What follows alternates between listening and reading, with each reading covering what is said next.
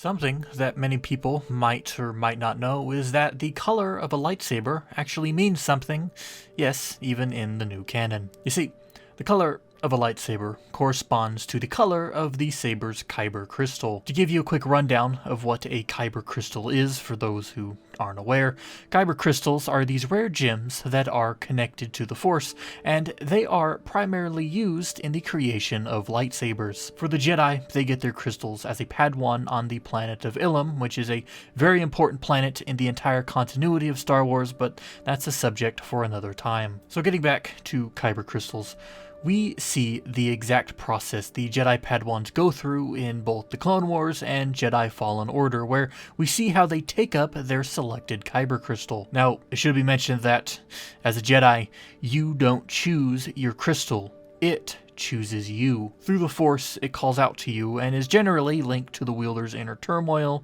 and their personality. For example, blue and green kyber crystals are among the most common variations of kyber crystals, and this is due to the relatively good nature of the Jedi. A green crystal is a sign that its wielder is at peace and is connected on a spiritual level. Green is a color of life.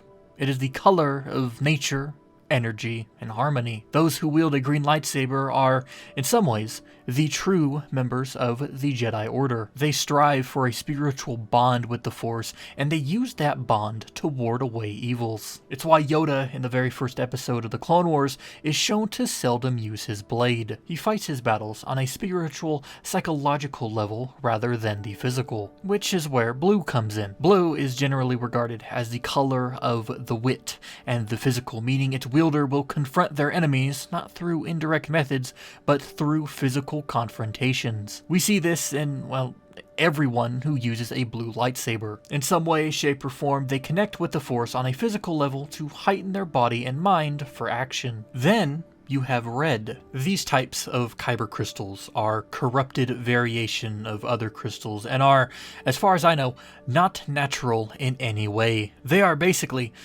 dark siblings of the blue and green crystals, having been bent and dominated to serve the will of their wielder. The color of this crystal clearly represents a feeling of danger, tension, and suspense. This is something that is very common in other sources of media and Star Wars, where the color red signifies all the emotions I just listed. Although, red is also a color that is often associated with hunger or a desire and a want for more. For example, some restaurants color scheme their dining areas in red to cause such emotion. By coloring it red, they make you hungry. And by making you hungry, you're going to order more and more food, and they make more and more money. So when it comes to Star Wars, the Sith are a cult dedicated to the want for more and more power.